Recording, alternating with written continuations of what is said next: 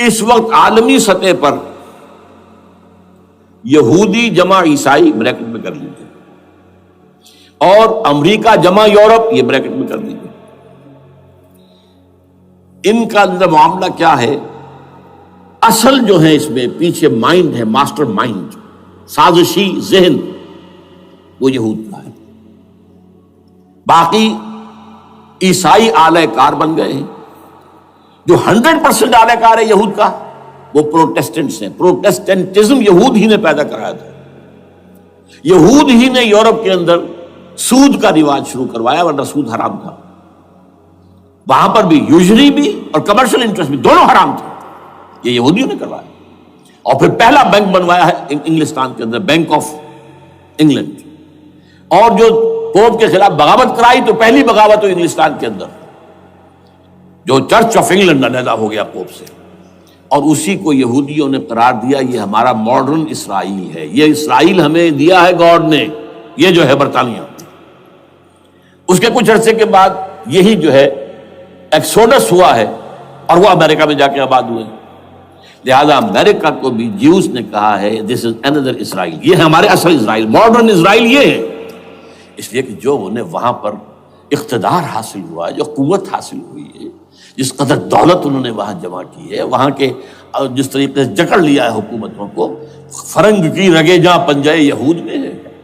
ٹھیک 100 سال پہلے علامہ اقبال یہ مشاہدہ کر کے آ گئے تھے یورپ میں، اور کون دیکھنے والا تھا کہ وہاں کیا ہو رہا ہے، بیہائنڈ دی سین کیا ہے، سامنے کیا ہے، پردے کے پیچھے کیا ہے۔ فرنگ کی رگے جہاں پنجے یہود میں، اس وقت فرنگ کا امام تھا برطانیہ، یہ وہ سلطنت تھی جس پر سورج کبھی غروب نہیں ہوتا تھا۔ آج وہ فرنگ کا امام امریکہ ہے، یہ برطانیہ تو اب وہ جو ایک نظم ہے کہ بچپن میں پڑھی تھی، London bridge is going down going down going down, اس کی مثال ہے۔ برطانیہ کی کوئی حیثیت ہی نہیں، ورلڈ پاور کی حیثیت نہیں ہے، وہ تو چھوٹا بھائی اس نے بنا رکھا امریکہ نے اپنا، تو اس حیثیت سے جو ہے اس کی کوئی حیثیت ہے، ورنہ کوئی اور حیثیت نہیں۔ بہرحال ان دونوں میں یہ ہے کہ پیچھے ماسٹر مائنڈ، سازشی ذہن، پلاننگ، سکیم ساری یہودیوں کی، آلہ کار امریکہ سب سے بڑھ کر، اس کے بعد برطانیہ، اور اس میں اصل پروٹیسٹنٹس، ان میں بیپٹسٹ، ان میں اس سے بھی آگے بڑھ کر ایونجلسٹ، جن کو کہتے ہیں بورن اگین کرسچنز، جن کو کہتے ہیں نیو کنزرویٹو کرسچنز، یہ تمام اصطلاحات آپ اخبارات میں پڑھتے ہوں گے، ان کو گروپ کر لیجیے۔ یہ اصل آلہ کار، ان کو ایک نیا نام دیا گیا ہے کرسچین زائنسٹ۔ ایک یہودی زائنسٹ ہیں، سارے یہودی زائنسٹ نہیں ہیں، بہت سے یہودی ہیں جو یہ زائنسٹ کے مخالف۔ چنانچہ میری ہیوسٹن میں ملاقات ہوئی تھی ڈاکٹر وشو گرانڈ، بہت بڑا پروفیسر ایمیریٹس یہودی، لیکن یہ کہ اس نے کہا، بڑے اجتماع میں کہا، ہمارا اجلاس تھا وہاں پر، ہم نے یہ جو ہے بلایا تھا ایک یہودی، ایک عیسائی اور ایک مسلمان، تینوں جو ہیں وہ تقریریں کریں۔ انہوں نے کہا تھا کہ وی آر ناٹ سپورٹنگ اسرائیل۔ اس نے وہ عیسائی جو آیا ہوا تھا پروفیسر، اس کی طرف they are supporting Israel, we are not supporting Israel. اسی طرح میری جو ہوئی تھی round table conference, round table, اس میں ایک یہودی پروفیسر تھے، وہ ہسٹری کے پروفیسر، میں نام بھول رہا ان کا، انہوں نے کہا آئی ایم اینٹی زائنزم، میں زائنزم کے خلاف ہوں۔ تو زائنزم جو ہے اصل میں ایک سیکولر یہودیوں کی تحریک ہے، اور اس کے سب سے بڑے سپورٹرز کرسچین زائنسٹ وہ امریکہ میں بیٹھے ہوئے۔ تو یہ ہے صورتحال۔ یہ جان لیجئے کیتھولکس جو ہیں یہ اتنے پرو یہودی نہیں ہیں، اب رفتہ رفتہ وہ بھی اس کے اندر آ کر شامل ہو گئے۔ یورپ جو ہے زیادہ Catholics, Roman Catholics, Roman Catholics کا یہ بھی آپ نے جملہ پڑھ سنا ہوگا کہ یہ جو ترکی جو ہے ہمارا ملک، یہ جو کوشش کرتا رہتا ہے گھسنے کی یورپین یونین کے اندر، تو ایک دفعہ جان شراق نے کہا تھا، بڑا پیارا جملہ تھا، Why doesn't Turkey understand that we are a Christian club؟ یہ ہماری جو یونین ہے یورپین، یہ تو کرسچین کلب ہے، وہ مسلمان ہے، وہ کس وجہ سے آنا چاہتا ہے بندہ، کیوں تو خود داخل ہونا چاہتا ہے؟ Why doesn't Turkey understand that we are a Christian club؟ لیکن یہ ہے رومن کیتھولکس، اور ان کا میں بعد میں آپ کو بتاؤں گا۔ یہی آپ کو معلوم ہے کہ یورپ نے عام طور پر اسرائیل کا اتنا ساتھ نہیں دیا جتنا جو امریکہ دیتا رہا ہے، اور کسی درجے میں ان کے دلوں میں سافٹ کارنر جو ہے عرب فلسطینیوں کے لیے بھی رہا ہے۔ یہ معاملہ ایران کے بارے میں بھی رہا ہے، جس قدر اسٹرانگ ایکشن امریکہ لینا چاہتا ہے، یہ جو ہے اس کے ساتھ نہیں ہے۔ یہ دونوں کا فرق ہے، وہ میں اس کا ایک بنیاد بعد میں بتا دوں گا آپ کو۔ بہرحال ان کا ایک جو ایجنڈا ہے وہ دو، سمجھیے کہ دو اس کے نکات ہیں، دو رسیوں کے مانند یہ آپس میں بٹا ہوا ہے۔ پہلا، عالم اسلام کے مادی اور مالیاتی وسائل، خصوصاً تیل پر قبضہ، یہ ان کا دنیاوی اعتبار سے، دولت کے اعتبار سے، وسائل کے اعتبار سے اس وقت کا ایجنڈا ہے۔ ویسے تو اس سے اوپر وہ چاہتے ہیں پوری دنیا پر، وہ تو بعد کی بات ہے، لیکن ابھی نہ وہ روس کو چھیڑ رہے ہیں نہ چین کو چھیڑ رہے ہیں۔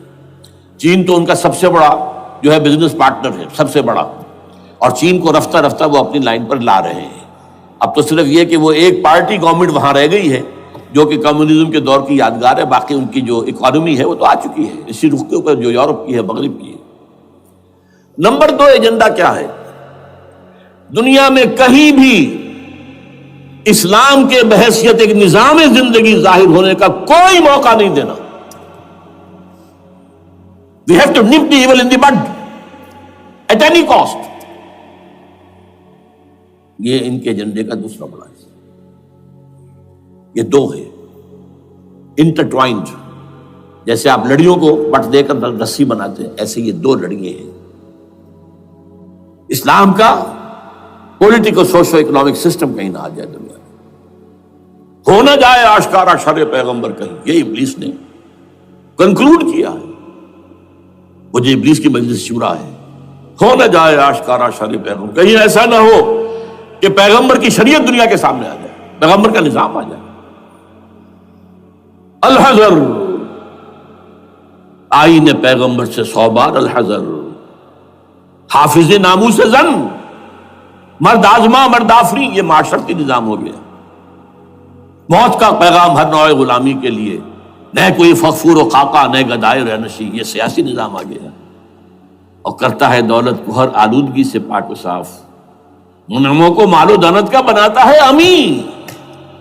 تم دولت کے امین و مالک نہیں ہو، اور اس سے بڑھ کر اور کیا فکر و عمل کا انقلاب، بادشاہوں کی نہیں اللہ کی ہے یہ زمین، ان الارض للہ۔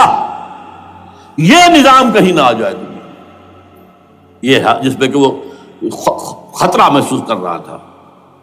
اور اس کے بعد یہ کہتے ہیں، یہ تو تھا عصر حاضر کے تقاضے، لیکن یہ کہ صورتحال کیا ہے؟ ہو نہ جائے آشکارا شر پیغمبر کہیں ہے، یہ معاملہ اس طرح رکھو کہ خود مومن ہے محروم یقین، یہ غنیمت ہے کہ خود مومن ہے محروم یقین۔ ہمیں اگر کوئی سہارا ملتا ہے تو اس سے کہ مومنوں کو بھی، نام نہاد مسلمانوں کو بھی اپنے اس نظام پر یقین نہیں، وہ نماز پر یقین رکھتے ہیں، روزے پر رکھتے ہیں، زکوٰۃ کو بھی دو بیج اللہ تعالیٰ جس کو توفیق دیتا ہے، حج کرتے ہیں، عمرے کرتے ہیں، یہ ہے سب، لیکن یہ کہ یہ غنیمت ہے، چشم عالم سے رہے یہ پوشیدہ یہ آئین تو خوب۔ وہ ابلیس کہتا ہے کہ یہ آئین چشم عالم سے پوشیدہ رہنا چاہیے، یہ غنیمت ہے کہ خود مومن ہے محروم یقین۔ ہمارے لیے جو ہے اگر کوئی سانس لینے کی جگہ ہے وہ یہ ہے، حوصلہ افزائی اگر ہے تو اس میں ہے کہ خود مومن محروم یقین ہے، اس کے سامنے وہ راستہ ہے ہی نہیں۔ اب لیجئے یہودیوں کے ایجنڈے کو میں تجزیہ کر رہا ہوں۔ سب سے پہلے World Bank, IMF، globalization, TRIPS, ان تمام ہتھ کنڈوں کے ذریعے عالمی مالیاتی استعمار جو بظاہر امریکہ کا ہوگا حقیقتاً یہود کا ہوگا۔ یہودیوں کے نزدیک پوری نوع انسانی حیوانوں کے مانند ہے۔ They are not human beings, they are goyams, they are Gentiles۔ یہ انسانی شکل میں حیوان ہے، اور جیسے حیوانوں کو ایکسپلائٹ کرنا، استعمال کرنا انسانوں کا حق ہے، گھوڑے کو آپ باندھتے رہے ہیں نا ٹانگے کے آگے، اور بیلوں سے آپ ہل جتواتے رہے ہیں، تو جیسے یہ حق ہے ایسے ہمارا حق ہے پوری دنیا کے جو ہے وسائل ان کو کھینچے۔ ہاں جیسے گھوڑے اور بیل کو بھی کچھ نہ کچھ دانا تو ڈالنا پڑتا ہے، چارہ تو دینا پڑتا ہے، تو ان کو بھی کچھ دو۔ یہ پوری نوع انسانی ورکرز بن کر رہ جائے، حیوان بن جائیں، بالکل شہوت کے غلام بنا دو انہیں، اخلاقی اقدار کا بیڑا غرق کر دو، خاندانی نظام کو تہوبارہ کر دو. یہ باقاعدہ جو protocols of the elders of the Zion سب میں موجود ہے لکھا ہوا، جو 1897 میں انہوں نے پاس کیا اپنا پروگرام بیسل میں، سوئٹزرلینڈ کا ایک شہر ہے. Protocols of the elders of the Zion. ان کو حیوان بنا دو، بس حیوانوں سے کام لیتے رہو. ہاں ان کی کمائی کا کچھ حصہ ان کے لیے چھوڑ دو، وہ بھی زندہ رہیں، وہ بھی آخر کام کیسے کریں گے، اور اصل جو ہے ملائی کھینچ لو اپنے اس نظام کے ذریعے سے. World Bank, IMF، stock exchange, TRIPS, globalization, اس کے ذریعے سے عالمی مالیاتی استعمار. نمبر 2 ایک ہے ان کا ایجنڈا، یہ تو عالمی ہے. دوسرا ایجنڈا کیا ہے؟ وہ لوکل ہے. وہ کیا ہے؟ گریٹر اسرائیل کا قیام، جس میں مصر کا سارا زرخیز علاقہ شامل ہوگا، جو ڈیلٹا کا علاقہ کہلاتا ہے اس کا، جہاں کے اس وقت کے بادشاہ نے، حضرت یوسف علیہ السلام کے زمانے کے بادشاہ نے، وہ فرعونہ کے خاندان میں سے نہیں تھا، وہ عرب تھا. عربوں ہی سے کسی وقت کوئی قوم آئی تھی جو کہ مصر پر قابض ہو گئی تھی.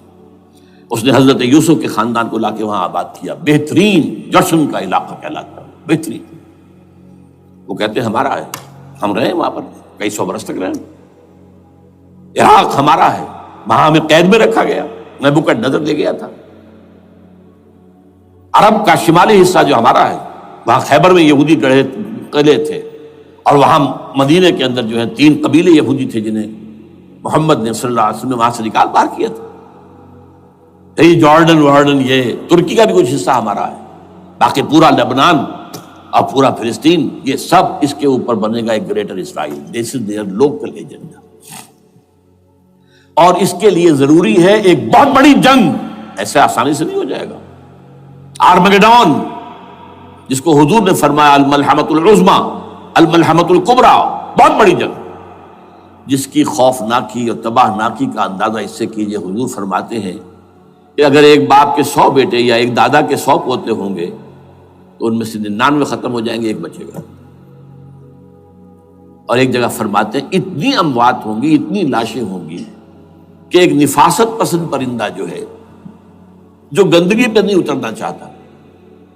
ایک تو ہے یہ کوے، چیلیں، گدھ، وہ تو گندگی ہی کی تلاش میں ہے مردار کھانے کے لیے، وہ تو لاشوں کو نوچ رہے ہوں گے. وہ پرندہ جو ہے نفاست پسند پرندہ، وہ نہیں اتر سکے گا، اڑتا اڑتا چلا جائے گا، لیکن لاشوں کا سلسلہ ختم نہیں ہوگا، یہاں تک کہ تھک ہار کر لاشوں پر گر جائے گا. یہ دور نہیں ہے، اس لیے کہ اس پر متفق ہیں یہودی بھی اور عیسائی. پروٹسٹنٹس، عیسائی اس کے اوپر پوری طرح متفق ہیں. آرمگیڈون، جسے آپ 3rd ورلڈ وار کہہ لیں، الملحمۃ العظمیٰ کہہ لیں، الملحمۃ الکبریٰ کہہ لیں حضور کے الفاظ میں، یہ آئے گی. اس کے نتیجے میں گریٹر اسرائیل بنے گا. نمبر 3 پھر بنے گا 3rd ٹیمپل، جو ٹائٹس نے گرا دیا تھا 70 میں، سن 70 عیسوی، جسے گرے ہوئے کتنا عرصہ ہو گیا؟ 2008. اندازہ کر لیجئے 1800 کتنے برس ہو چکے. وہ دوبارہ بنائیں گے 3rd ٹیمپل، اور اس کے لیے مسجد اقصیٰ کو گرائیں گے، اور ڈوم آف دی راک، قبۃ الصخرہ، وہاں لا کر پھر اس میں کنگ ڈیونز تھرون لا کے رکھا جائے گا. یہ بھی میرے علم میں پہلی مرتبہ اسی ٹرمپٹ رسالے سے آیا. وہ کیا ہے؟ حضرت داؤد کا. آج سے کتنے 1000 سال پہلے کی بات ہے، اندازہ کیجیے. 1000 قبل مسیح، اور یہ اب 2000 ہو گیا عیسوی، 3000 برس تو ہو گئے. وہ کیا تھا؟ ایک پتھر تھا جس پر بٹھا کر حضرت داؤد کی تاج پوشی کی گئی تھی. پھر اسی پر حضرت سلیمان کی تاج پوشی ہوئی، پھر اسی پر ان کے بادشاہ آتے رہے، تاج پوشی ہوتی گئی. ٹائٹس نے جب گرایا ہے سن 70 عیسوی میں، یروشلم کو برباد کیا، 1,33,000 یہودی ایک دن میں قتل کیے، ایک دن میں، باقی نکال دیا، بھاگ جایا سے. اس کو کہتے ہیں diaspora, that started in 70 AD. یہ منتشر ہو گئے، جس کا جہاز سنگھ سمایا چلا گیا، یورپ میں چلے گئے، شمالی افریقہ میں، مسلمان ملکوں میں، انڈیا میں آ گئے، ایران میں آ گئے، سب جگہ وہاں سے نکال دیے گئے. ڈائسپورا.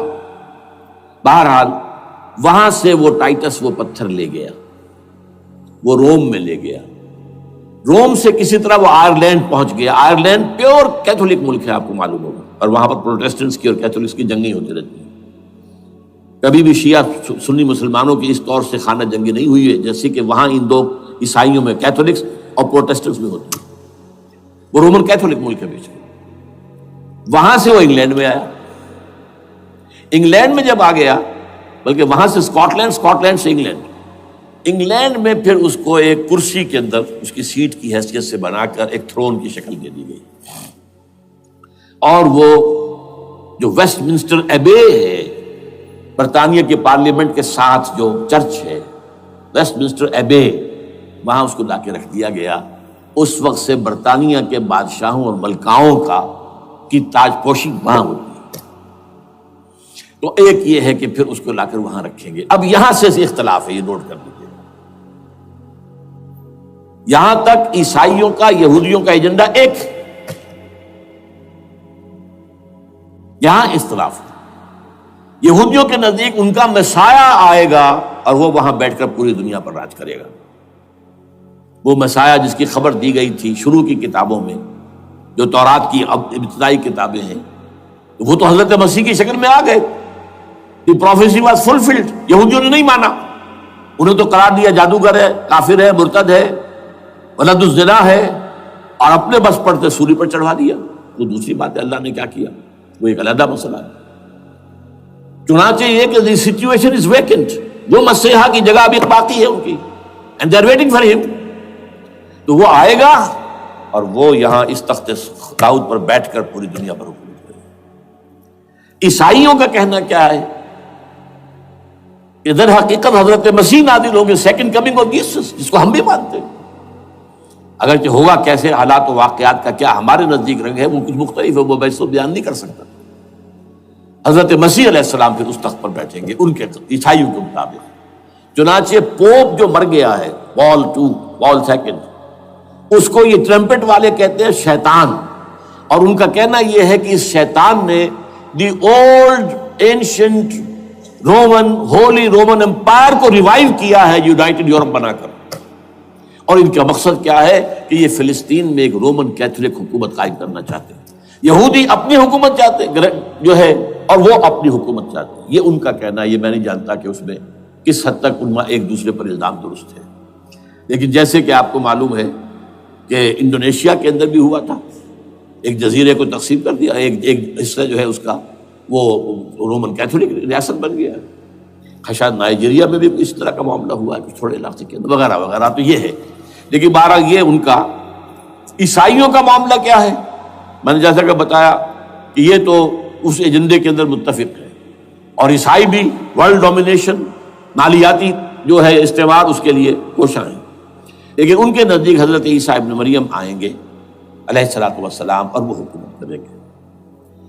اس پورے ڈرامے کا اسکرپٹ پورا یہودیوں کا لکھا ہوا ہے، اور انہی کی سازش اس پورے ڈرامے کے پیچھے ہے۔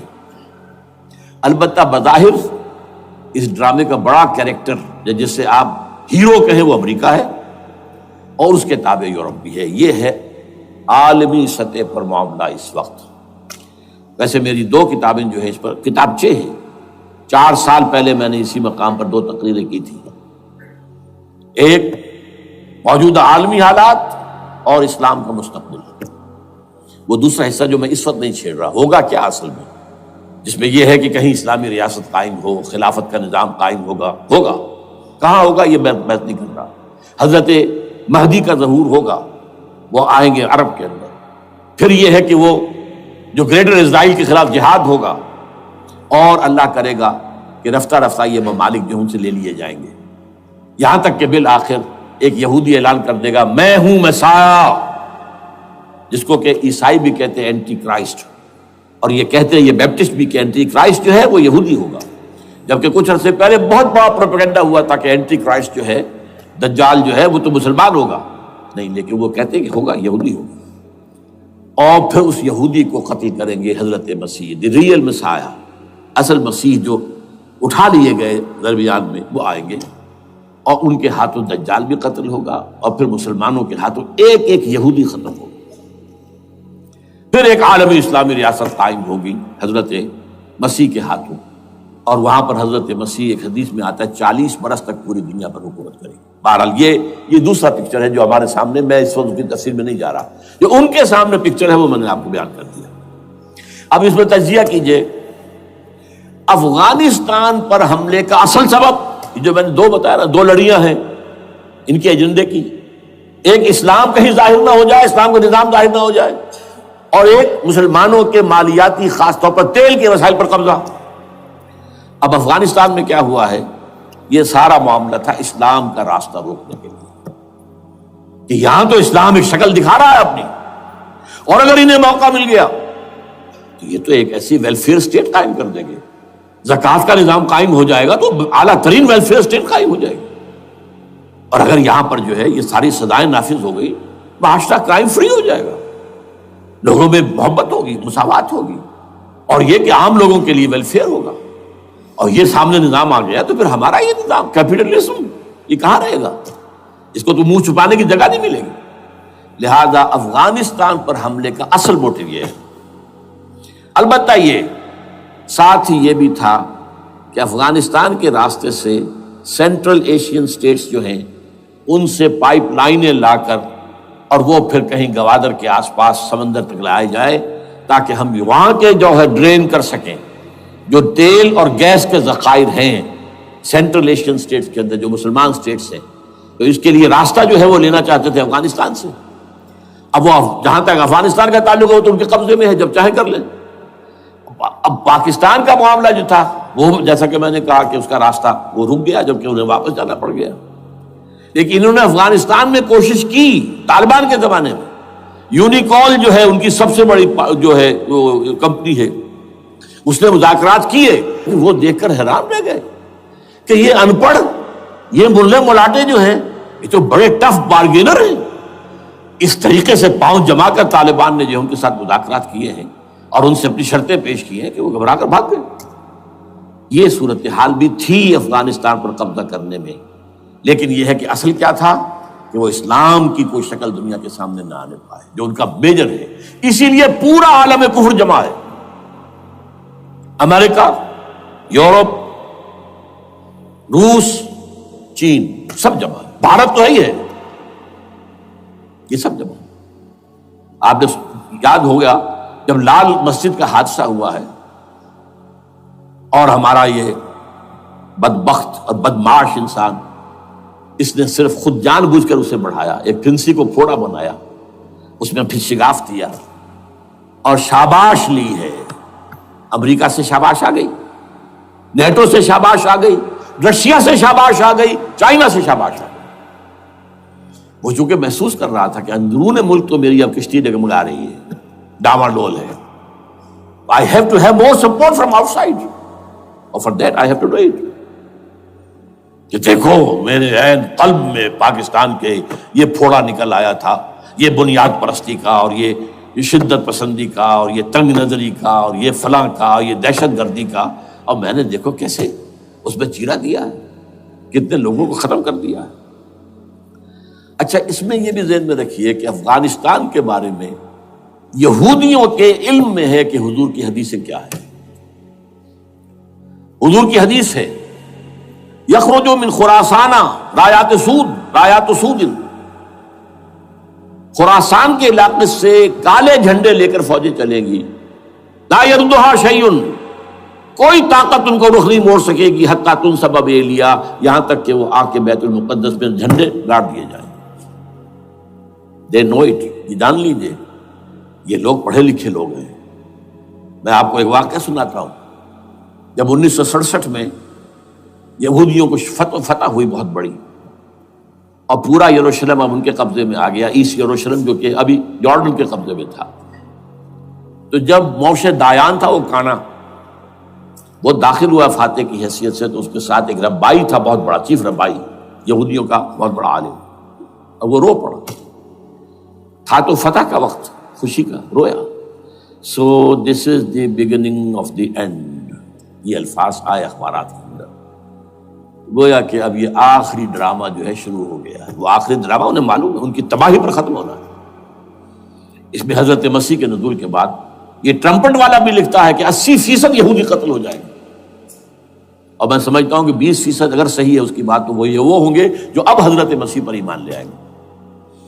باقی 80% اپنے اس کفر پر اڑے رہیں گے اور قتل ہوں گے. اسی طرح حضور کی ایک حدیث ہے کہ جب یہودیوں کا قتل عام ہو رہا ہوگا، مسلمان قتل کریں گے، تو اگر کسی درخت کے پیچھے یہودی چھپا ہوگا تو درخت پکارے گا اے مسلمان، ہاں عبداللہ آؤ ادھر، یہ میرے پیچھے یہودی چھپا ہوا، قتل کرو اسے. کسی پتھر کے پیچھے چھپے گا تو پتھر بولے گا سوائے ایک درخت غرقد کے، کہ غرقد یہودیوں کا درخت ہے، وہ پناہ دے گا. اور آج اسرائیل میں سب سے بڑی پلانٹیشن غرقد کی ہے. They know it. اسی لیے افغانستان، خراسان، یہ افغانستان کا ہارٹ ہے افغانستان. اور یہ بھی جان لیجئے ہمارا جو مالاکنڈ سے اوپر کا علاقہ ہے یہ بھی خراسان کا حصہ ہے، اولڈ خراسان، جیسے گریٹر خراسان کہا جاتا ہے ہسٹری میں. ایک میں نے ایرانی سے پوچھا تھا اس کے بارے میں، تو اس نے کہا خراسان ہمارا ایک صوبہ ہے. میں نے کہا وہ تو مجھے معلوم ہے، جس کا دارالخلافہ مشہد ہے اور یہ ان کا مقدس شہر ہے، وہ تو اسے مکے کی طرح سمجھتے ہیں. بہرحال میں نے کہا میں پوچھ رہا ہوں پرانا خراسان بزرگ، تو خراسان بزرگ کا انہوں نے بتایا پورا افغانستان اس میں شامل. اور پھر یہ اسٹیٹس جو ہیں سینٹرل ایشین اسٹیٹس، اور ایران کا ایک حصہ اور پاکستان کا ایک حصہ، یہ جو مالاکنڈ کہلاتا ہے. اور یہ بڑی معنی خیز بات ہے کہ وہیں مالاکنڈ سے تحریک چلی ہے جو اصل تحریک ہے طالبان پاکستان، وہ سوات سے چلی ہے. بہرحال اس وجہ سے، اس پہلو سے یہ جو ہے افغانستان پر حملے کا سب سے بڑا سبب وہ تھا. دوسرا جو تھا وہ یہ کہ ان کو جو پائپ لائن لے کے آنی تھی اس کے لیے، لیکن وہ ظاہر بات ہے کہ اس میں جو ہے جو طالبان نے وہ ان کی چکمے میں نہیں آئے. اس پر ایک کتاب ہے کہ جو انگریزی میں ہے عابد اللہ جان کی، Afghanistan the genesis of the last crusade. Afghanistan سے آخری صلیبی جنگ کا سلسلہ شروع ہو رہا ہے. بہت جو ہے چشم کشا ہے، معلومات افزا ہے، انگریزی میں ہے. اچھا عراق میں معاملہ برعکس تھا. عراق میں تیل کا معاملہ بھی تھا تو وہ صرف امریکہ کا تھا. جو یورپ ہے وہ زیادہ تر کیسپین کے ایریا کے تیل کی طرف نگاہیں رکھتا ہے. یہ جو ہے یہ اصل میں سارا جو ہے یہ امریکہ کا معاملہ ہے. اور دوسری طرف یہ کہ یہاں کو مذہبی سلسلہ نہیں تھا، حالانکہ تھا، وہ یہودیوں کا تھا. وہ کیا تھا؟ Extension, first step towards the establishment of Greater Israel. یہ بات اچھی طرح سمجھ لیجیے. یہاں پہ تیل کا معاملہ بھی میں نے کہا تھا نا، دو لڑیاں ہیں جو چل رہی ہیں. تیل کا معاملہ یہاں خاص طور پر عراق کے اندر زیادہ، افغانستان میں بہت کم. لیکن یہ کہ یہاں پر بھی جو اصل ہے بیہائنڈ دی سین، جو اصل چیز کیا ہے کہ گریٹر اسرائیل کے قیام کی طرف پہلا قدم. میں یاد دلاتا ہوں آپ کو، جب فرسٹ گلف وار ہوئی تھی جس میں عراق کا بھرکس نکال دیا گیا تھا، اس کے اختتام پر کہا تھا شوارز کرافٹ، جو ان کا کمانڈر ان چیف تھا الائٹ فورسز کا، اس نے صاف کہا تھا، مجھے آج تک ایک ایک لفظ یاد ہے، We fought this war for the protection of Israel.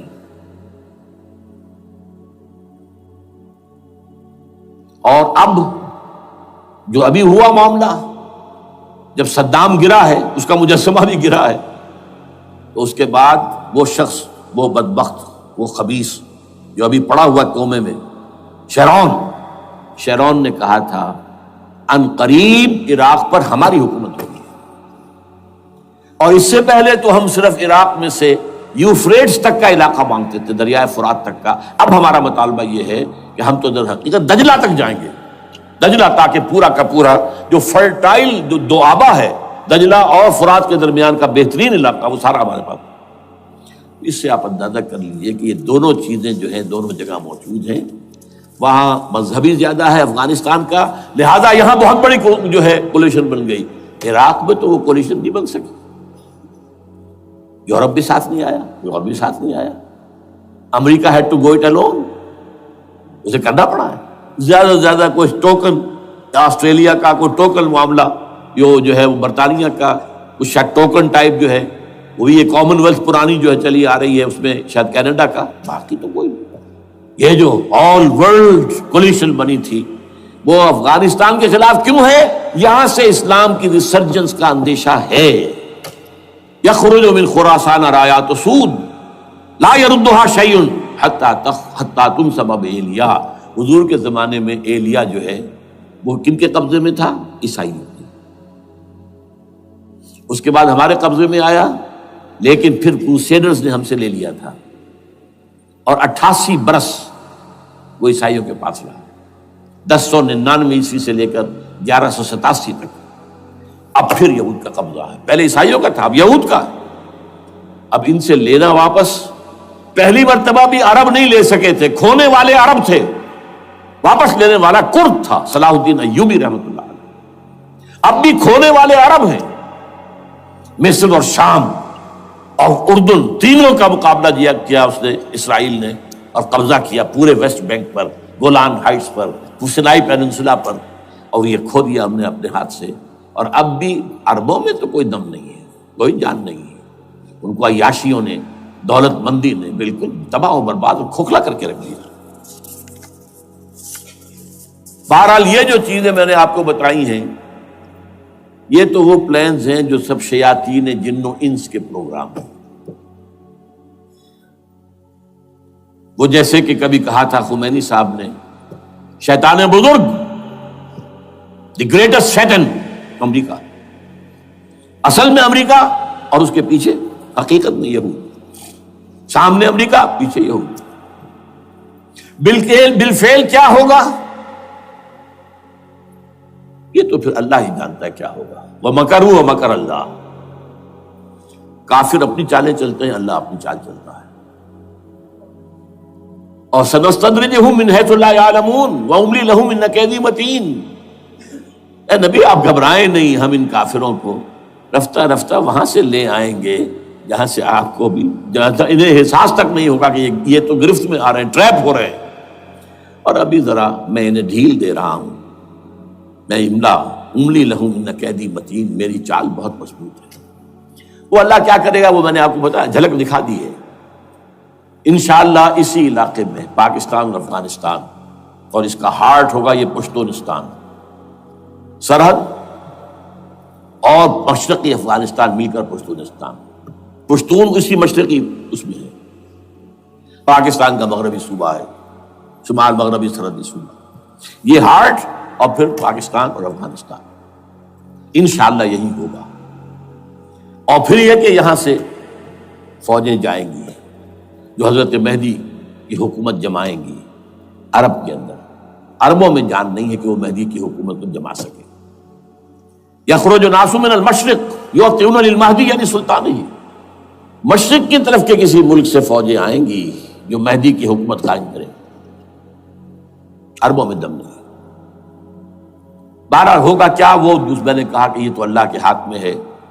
اب یہ کہ کرنا کیا چاہیے، یہ ہے میری تقریر کا آخری حصہ۔ دیکھیے ذوالفقار مرزا نے جو کچھ کہا اور سید قائم علی شاہ نے، میں خوشائند سمجھتا ہوں کہ طالبانائزیشن اور ہے، اسلامائزیشن اور ہے، ٹھیک ہے، تیری آواز مکے اور مدینے۔ طالبانائزیشن کے اندر کچھ بغیر تعلیم یافتہ، کچھ جذباتی، اس طرح کے لوگ بھی ہیں جن میں انتہا پسندی بھی ہے، جیسے کہ میں پہلے بیان کر چکا، افغانستان میں ہوا ہے، افغانستان کے اندر بھی رفتہ رفتہ وہ اپنی چیزوں سے نکل رہے تھے، نکل جاتے ہیں، لیکن موقع نہیں دیا گیا، نب دی ایول ان دی بڈ، ختم کر دیا گیا۔ اسی طرح ہمارے سرحدی صوبے میں جیسا کہ میں بتایا 3 قوتیں برسرکار ہیں، who is who knows it، کون کیا کہ۔ لیکن بہرحال یہ کہ پہلی بات یہ، اسلام اور پاکستان لازم و ملزوم ہیں۔ یا اسلام آئے گا تو یہ ملک رہے گا، نہیں آئے گا تو ختم ہو جائے گا، اس میں کوئی شک نہیں۔ میری 2 کتابیں پڑھ لیجیے اگر اللہ توفیق دے، ہمت دے، اسلام اور پاکستان، یہ سن 67-68 کی تحریریں میری ہیں۔ جینیسس آف پاکستان کیا تھا، how Pakistan came into existence. پھر یہ کہ میں نے استحکام پاکستان کے نام سے سن 85 کے اندر کتاب لکھی ہے. یہ دونوں کتابیں پڑھی ہیں. پاکستان کا کوئی جواز نہیں اگر یہاں اسلام نہ آئے، اور واقعتاً ہم جواز کھو چکے ہیں. تو اللہ تعالیٰ ہمیں مہلت دے رہا ہے. لیکن اب یہ سمجھ لیجئے یہ اللہ تعالیٰ کی طرف سے ایک خاص مہلت ہے، اور شاید آخری مہلت ہے جو ہمیں مل رہی ہے. یہاں اسلامائزیشن نہ ہوا تو یہ ملک نہیں رہے گا. میں یہاں آپ کو ایک شعر سنا دوں. ہے تو ایک ایسی شخصیت کا جو کچھ کنٹروورشل بھی ہو گئی، بعد میں بدنام بھی ہو گئی. ایک زمانے میں جماعت اسلامی کے بڑے مخلص کارکن تھے وہ، مولانا کوثر نیازی. انہوں نے ایک بڑا تلخ شعر کہا تھا، اسلام کو اگر تیری فضا راس نہ آئے، اے میرے وطن تجھ کو کوئی آگ لگائے. ہمیں اسلام چاہیے، اور اسلام نہیں آئے گا تو یہ ملک نہیں رہے گا. کوئی زرداری، کوئی نواز شریف اس ملک کی بقا کی ضمانت نہیں دے سکتا. اس کی بقا ہے اگر تو اسلامائزیشن نہیں. 61 سال کی ہماری بے وفائی اللہ کے ساتھ کیے ہوئے وعدے کی، اس کا ایک عذاب ادنا ہم جھیل چکے ہیں. 71 یاد کی سن 71 پاکستان 2 لخت، 93,000 مسلمان پاکستانی بھارت کی قید میں بھیڑوں بکریوں کی طرح ہانک کر لے جائے گئے، ٹرکوں میں بھر بھر کر، جیسے کہ ڈیرہ غازی خان سے بھیڑیں بکریاں آتی ہیں لاہور میں ذبح ہونے کے لیے. کنسنٹریشن کیمپس میں ہمارے ٹائیگر نامی جرنیل نے پیش کیا اپنا ریوالور. کتنے لوگ مارے گئے، کتنا فساد ہوا. مسلمان کے ہاتھوں مسلمانوں کا خون کتنا ہوا. یہ اللہ کا ایک خاص عذاب ہوتا ہے.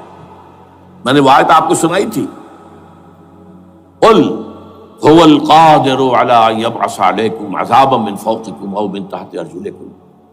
اے نبی سے کہہ دیجیے اللہ اس پر قدرت رکھتا ہے، جب چاہے تم پر کوئی عذاب اوپر سے بھیج دے، تمہاری زمین کے نیچے سے نکال دے. زلزلہ آیا تھا کہ نہیں؟ او یلبسکم شیعا، ایک تیسری شکل بھی ہے. نہ اللہ آسمان کو کوئی تکلیف دے، نہ زمین کو.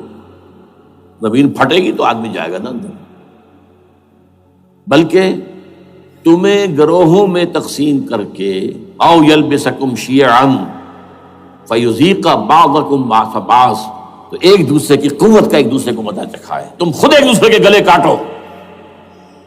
ہمیں کسی اور قوم کو تکلیف دینے کی ضرورت نہیں ہوگی. یہ کام ہمارے ساتھ ہو چکا ہے 1971 میں.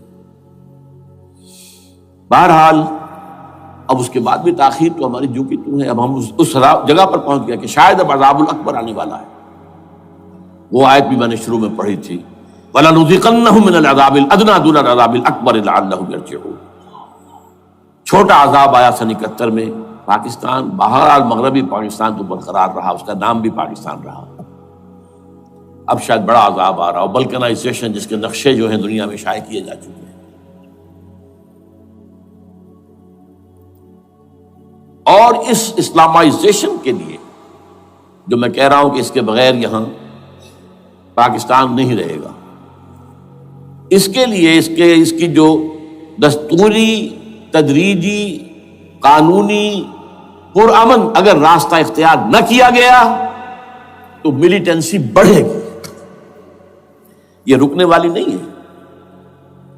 یہ جو اوپر کا جو علاقہ ہے ایک ٹرائنگل ہے جس کا نقشہ کھینچا ہے ایک بہت بڑے مصری ادیب اور مورخ نے، شکیب ارسلان ان کا نام تھا. انہوں نے کہا ہے کہ یہ پامیر سطح مرتفع جو ہے، پامیر جسے روف آف دی ورلڈ کہا جاتا ہے، اس سے پہاڑوں کے سلسلے نکلتے ہیں. کوئی چین کی طرف چلا گیا، کوئی تبت کی طرف چلا گیا، جو قراقرم ادھر آ گیا پاکستان کی طرف، ہمالیہ آ گیا پاکستان انڈیا کی طرف، ادھر ہندو کش چلا گیا افغانستان میں. یہ سب جیسے کہ ایک جو پہیا ہوتا ہے اس کے جو لگے ہوتے ہیں اسپوکس جنہیں کہتے ہیں. اس نے کہا کہ ایک طرف ہمالیہ اور ایک طرف ہندو کش، اس کے درمیان میں جو قوم رہتی ہے، اب نوٹ کر لیجیے، یہ ہمالیہ کا اینڈ جو ہے مغربی، وہ کیا ہے، یہ نتیا گلی وغیرہ اسی کا حصہ ہے. اس کے بعد ختم، دریائے سندھ بہ رہا ہے، لیکن اوپر جا کر وہ ٹرن دیتا ہے رائٹ کو، تو پھر اب وہ قراقرم اور ہمالیہ کے درمیان جاتا ہے. یہاں تک کہ انڈیا سے جو اس کا داخلے کا راستہ آ جاتا ہے۔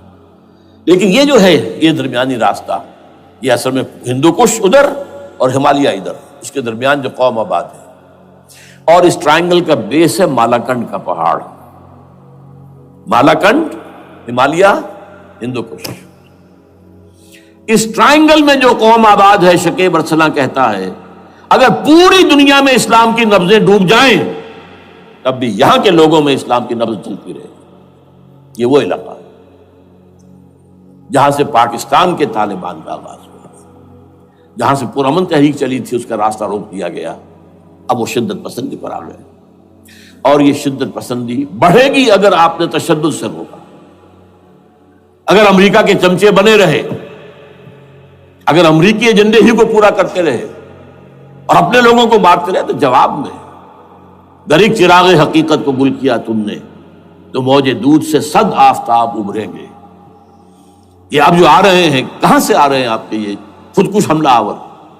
یہ وہی ان لوگوں کے رشتہ دار ہیں نا جو امریکی بمبارڈمنٹ میں مارے گئے ہیں۔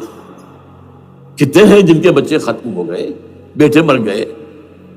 یہ جو ہمارے ہاں ایک کمانڈوز کے کیمپ کے اوپر جو حملہ ہوا تھا اور خودکش بمبار، جس سے کہ شاید 18-19 بہترین آپ کے کمانڈوز ختم ہوئے تھے، وہ کون تھا؟ وہ خود کمانڈو تھا، اندر کوئی اور تو جا ہی نہیں سکتا تھا، یہ کمانڈوز کا کیمپ تھا، اور اس کے میس میں لوگ کوئی جا سکے؟ وہ خود کمانڈو تھا۔ اس کی بیٹی لال مسجد کے اندر جلی تھی۔ اب آپ اندازہ کیجئے کہ اس کے دل میں جو کھول رہا تھا اس کا جذبہ، اس نے اس کو ٹھنڈا کیا خود جان دے کر۔ تو جان لیجیے، ادھر باجوڑ میں حملہ ہوا تھا، ادھر جو ہماری ملٹری پریڈ کے اوپر حملہ ہو گیا۔ تو یہ بات رکے گی نہیں، اور یہ ظاہر بات ہے کہ اب شمال سے لے کر نیچے تک کی بات ہے۔ وہاں پر بھی میں نے شروع بھی کہا تھا یہ خطرہ حقیقی ہے، غیر حقیقی نہیں ہے، وہمی اور خیالی نہیں ہے۔ اس لیے کہ اب جو اس علاقے سے جا رہے ہیں ہجرت کر کے کراچی، وہی ان کی جگہ ہے، وہیں پر ان کے رشتہ دار ہیں، محسود ہیں، وزیری فلاں ہے، یہ ہے وہ ہے، وہاں وہ جا رہے ہیں۔ اور وہاں پر بھی ظاہر بات ہے کہ جو کچھ ہو رہا ہے افغانستان میں اور جو کچھ ہو رہا ہے شمال سرحدی صوبے میں، اس کا ایک تسلسل ہوگا۔ میں یہاں یہ عرض کر دوں آپ سے کہ تقریباً 4 سال قبل، بلکہ 4.5 سال، میں انتہائی مایوسی کو پہنچ چکا تھا کہ پاکستان کا وجود باقی نہیں رہے گا۔ میں نے یہی تقریر کی ہے 29 فروری سن 2004 کو، اسی جگہ۔ پاکستان جواز کھو چکا، یہ اسلام کے نام پر تھا، ویئر اسلام؟ جو اسلام یہاں وہ تو بھارت میں بھی ہے، وہ تو امریکہ میں بھی ہے۔ وہ کہاں ہے اسلام کا سیاسی نظام، اسلام کا تعزیراتی نظام، اسلام کا کرمنل لا، اسلام کا سول لا، اسلام کے فیملی لاز کہاں بنائے تھے اس شخص نے جو فیلڈ مارشل بنا تھا، خود ساختہ، جو اس نے قوانین بنائے تھے؟ تمام علماء نے کہا تھا، تمام مکتبہ فکر کہ غلط ہے، تحریک کوئی نہیں اٹھائی، یہ ان کی غلطی تھی، کوتاہی تھی۔ جمہوریت کی تحریک میں شامل ہو گئے، اس پر کوئی تحریک نہیں چلائی۔ بہرحال وہ نظام کہاں ہے؟ وہ نظام تو قائم نہیں کیا۔ اس حوالے سے یہ اپنا جواز کھو چکا ہے۔ نو ریشنل ریزون دیت جسے کہتے ہیں فرینچ کے اندر، ریزون دیت کسی چیز کی ریزن، ریشنل آف ایگزسٹنس۔ اس کے بعد یہ ہے کہ پچھلے سال سے کچھ مایوسی میں کمی ہوئی۔ Number 1، chief justice of Pakistan Iftikhar Muhammad Chaudhry کے اندر ہمت اللہ نے دی، وہ کھڑا ہو گیا۔ جرنیلوں کے جم گھٹے کے اندر ایک سویلین آدمی جو ہے جس درجے کا مرغوب ہو سکتا ہے، آپ اس کا اندازہ کر لیجیے۔ اور اس کے بعد اسپونٹینیس موومنٹ وہ کلا کی، انہومی شے، سوچ نہیں سکتے ہم۔ یہ موومنٹ جو ہے یہ کوئی اسٹریٹ ارچنز کی چلائی ہوئی نہیں ہے، یہ ہمارے ہاں کے گاموں ماجھوں کی نہیں ہے، بلکہ یہ تو پڑھے لکھے لوگ، وکیل، کالے کوٹ، کالی ٹائیاں، پینٹ، یہ جو سختیاں جھیلی ہیں انہوں نے، ابھی تک وہ تحریک چل رہی ہے۔ اگر اس سے ظاہر بات ہے وقت گزرنے کے ساتھ ساتھ اس کی وہ تیزی اور تندی میں تو کمی آئی، اور حکومت کو موقع ملا ان کے اندر کوئی رفت پیدا کرنے کا بھی۔ لیکن بہرحال ان دونوں چیزوں سے میری مایوسی میں قدرے کمی ہوئی۔ اب دوسری بات وہ تھی 18 فروری کے الیکشن کا پرامن طور پر منعقد ہو جانا۔ میں یہ سمجھتا تھا کہ جو اس کے اندر دخل اندازی ہے، ریگنگ ہو گئی ہوگی، کیسے ممکن ہے پاکستان میں الیکشن ہو اور ریگنگ نہ ہو؟ پھر تحریک چلے ہی چلے، کیونکہ تحریک تو چل رہی ہے پہلے سے، صرف اس کے اوپر تیل اور ڈالنا ہے نا، اور پھر مدمنی ہوئی ہو، اور پھر دونوں طرف گدھ بیٹھے ہوئے ہیں، the NATO forces in the west, Indian forces on the east, they will march into Pakistan، اور پاکستان کے ایٹمی دانت توڑ کر Pakistan will be put at the mercy of India، Bharat. Now do whatever you like۔ Condoleezza Rice کا میں آپ کو بیان سنا چکا ہوں، پاکستان کے مستقبل کا فیصلہ امریکہ اور بھارت بھی کرتا۔ بہرحال اب تیسری جو امید ہوئی ہے، یہ کل پرسوں میں جو ہوئی ہے، کولیشن جو ہے یہ ناکام ہوتی نظر آ رہی تھی، لیکن یہ کہ صدر کے مواخذے پر یا صدر کے خلاف جو ایک کارروائی ہو رہی ہے، اللہ کرے کہ وہ پوری ہو جائے، یا اس سے بھی بہتر ہے کہ وہ خود ہی استعفیٰ دے کر دفع ہو جائے۔ بہرحال یہ کہ اس سے بھی کچھ امید کا پہلو جو ہے پیدا ہوتا ہے۔ اب یہاں اسلامائزیشن کا پرامن، تدریجی اور اسلام اور دستوری اور قانونی طریقہ کیا ہے؟ وہ طریقہ کیا ہے؟ 1949 اور 50 میں جو عمل شروع ہوا تھا، جو اس کے بعد سے آج تک جو ہے ختم ہو گیا، اس کو اثر دور شروع کیا جائے۔ دوڑ پیچھے کی طرف اے گردش ایام کی۔ 49 میں کیا ہوا تھا؟ قرارداد مقاصد، وہ گویا کہ پاکستان میں نظام خلافت کی جڑ تھی جو رکھ دی گئی تھی کہ sovereignty belongs to Allah and whatever authority we have, it's a sacred امانت۔ یہ تو اصل میں استعمال کی جائے گی یہ قوت کتاب و سنت کے دائرے کے اندر this is خلافہ، in essence it is خلافہ۔ خلافت کی بنیاد رکھ دی گئی۔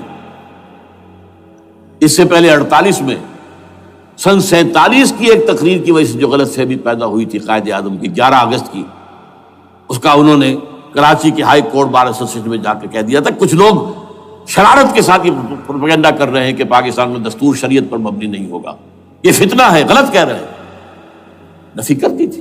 اب یہ دوسری بات ہے کہ اندھوں کے اندھے جو ہیں وہ اس 11 اگست کی تقریر کو لیے پھرتے ہیں، اس کے ایک جملے کو، اور یہ اتنی کھلی بات جو کی، شریعت کا لفظ، شریعت، پاکستان کا دستور جو سمجھتا ہے کہ شریعت پر نہیں مبنی ہوگا وہ غلط کہتا ہے، وہ شریر ہے، شرارت پیدا کر رہا ہے، یہ قائد اعظم کے الفاظ۔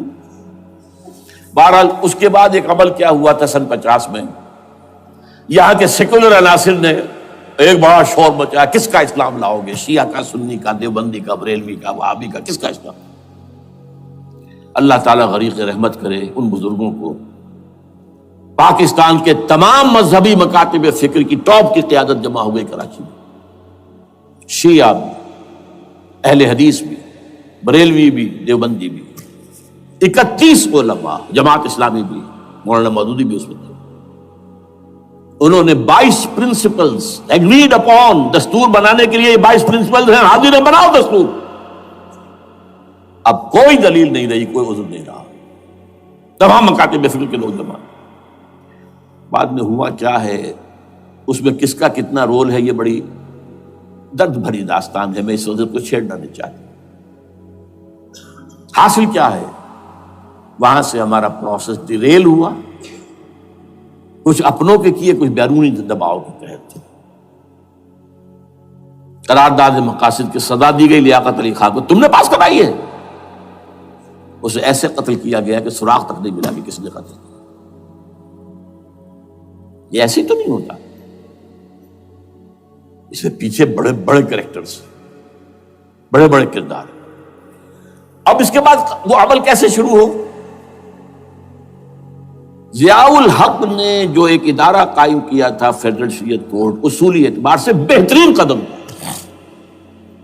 وہ کیا تھا؟ یہ شریعت کورٹ ہے، اس میں کوئی شخص لائے پیٹیشن کہ پاکستان کا فلاں قانون جو ہے میں ثابت کرتا ہوں کتاب و سنت کے منافی ہے، یا کورٹ سو موٹے لے لے کسی بھی معاملے کو، ایگزسٹنگ جو قوانین ہیں ان کا جائزہ لے کہ اس میں یہ پورا قانون یا اس کی یہ شق جو ہے یہ خلاف شریعت ہے، اس پر آرگومنٹ ہو، دونوں طرف کے دلائل ہوں، علماء بھی آئیں، وکلاء بھی آئیں، بحث کریں، شریعت کورٹ کا تو میدان ہوتا کھلا۔ بالآخر اگر کورٹ فیصلہ دے دے کہ ہاں یہ ایگزسٹنگ قانون یا جو قانون قابل زیر غور ہے بننے جا رہا ہے یہ خلاف شریعت ہے یا جزوً شریعت کے خلاف ہے، تو وہ اسے کینسل کر دے گا اور کہہ دے گی کورٹ کہ اگر یہ مرکزی معاملہ ہے تو مرکزی حکومت، صوبائی معاملہ تو صوبائی حکومت، اتنی مدت میں 3 4 6 مہینے کے اندر اندر اس کی آلٹرنیٹ لیجسلیشن کر لے، جیسے ہی مہلت ختم ہوگی یہ قانون ڈیفنکٹ ہو جائے گا۔ اصولی اعتبار سے اس سے زیادہ صحیح اسکیم کوئی نہیں سوچ سکتا، آج بھی میں قائل ہوں، لیکن یہ بدبختی تھی اس شخص کی، ضیاء الحق کی، اس کو بالکل غیر مؤثر کر دیا، 2 ہتھکڑیاں پہنا دی، 2 بیڑیاں پہنا دی۔ کانسٹیٹیوشن آف پاکستان آپ کے دائرے کار سے خارج ہے، یہ سیکریٹ کاؤ ہے، ہاتھ نہ لگانا۔ جو جوڈیشل پروسیجرل لاز ہیں، ضابطہ دیوانی، ضابطہ فوجداری، یہ بھی تمہارے دائرے سے خارج ہے۔ مالی معاملات 10 سال تک خارج، اور فیملی لاز مستقل خارج۔ انا للہ و انا الیہ راجعون۔ اب کرنے کا کام کیا ہے؟ نمبر 1، فیڈرل شریعت کورٹ کے دائرے پر جو تحدیدات ہیں، لیمیٹیشن ختم کی جائیں یکسر۔ نمبر 2، اس کا سٹیٹس کم سے کم ہائی کورٹ کے درجے کا ہونا چاہیے۔ نمبر 3، اس میں جید علماء کو لا کر بٹھایا جائے، ان کی میجورٹی ہونی چاہیے، وکلاء بھی ہوں، جدید تعلیم کے، جدید قانون کے جاننے والے، لیکن علماء بھی ہوں۔ اگر آپ جید علماء کو لے آئیں گے تو پھر وہ جو عام مولوی ہے بیچارہ، وہ جو پوری طرح نیم خواندہ ہے یا نیم تعلیم یافتہ ہے، یا ہمارا عام آدمی ہے جو طالبان کے انداز کے اندر وہ شدت پسندی پر آ گیا ہے، اسے یہ اندازہ نہیں ہے کہ دین میں اہمیت کس شے کی اول ہے، پھر دوسری کون سی، ثانوی شے کون سی ہے۔ اب اس کے بجائے علماء، جدید علماء، تمام جو ہے مسالک کے علماء اس میں شامل کیے جائیں۔ اس کے فیصلوں پر نظر ثانی کا کھلا موقع ہونا چاہیے، ایک دفعہ عدالت فیصلہ کر دے، نظر ثانی کا موقع ہونا چاہیے، اور کسی شہری کی طرف سے پیٹیشن آئے یا سو موٹو، وہ جائزہ لے اور ایک ایک کر کے قوانین جو ہے غلط ختم، ان کی جگہ پر لیجسلیشن پارلیمنٹ ہی کرے گی یا صوبائی اسمبلی کرے گی۔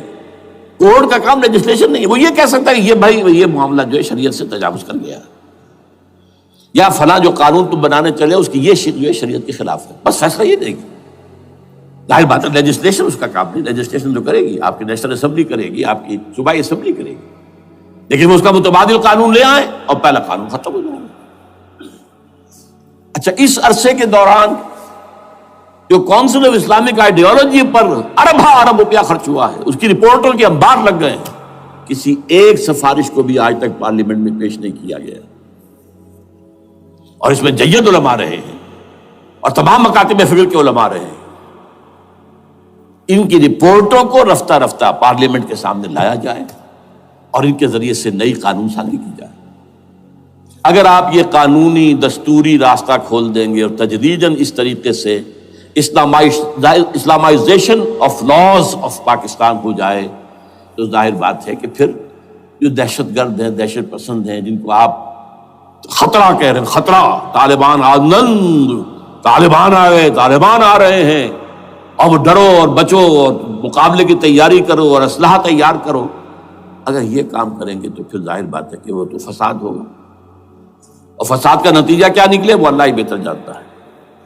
لیکن یہ پروسیس جو میں نے بیان کیا ہے، اگر اس پر عمل ہو جائے تو یہ وہ پروسیس ہے جسے جنرل حمید گل نے کہا تھا کہ اگر ایسا ہو جائے تو یہ سافٹ ریولوشن ہوگا، بغیر تشدد کے، بغیر کسی اور کے، اگر نیت ٹھیک ہے، اور اگر یہ واقعی جیسے قائم علی شاہ نے سمجھ لیا ہے اور جیسے کہ ذوالفقار مرزا نے سمجھ لیا ہے، اسلامائزیشن اگر اس کو سب سمجھ لے، زرداری بھی سمجھ لے اور نواز شریف بھی سمجھ لے اور سب سمجھ لے ظاہر بات ہے کہ پھر کسی توڑ پھوڑ کے بغیر، کسی اور بدامنی کے بغیر، کسی تشدد کے بغیر اسلامائزیشن یہاں ہو جائے تو سب کے دل خوش ہو جائیں گے، اور یہ سارا جو بھی تشدد ہے، یہ دہشت گردی ہے، اس کے راستے بند ہو جائیں گے۔ اگر ایسا نہیں کرتے تو غیر تعلیم یافتہ یا نیم تعلیم یافتہ، جن کو کوئی پورا تصور نہیں ہے، نہ دنیا کے حالات کا علم ہے، نہ شریعت کے جو اصل مصادر اور منابع ہیں، اصل سورسز، ان تک رسائی ہے، بس کچھ چیزیں سن رکھی ہیں۔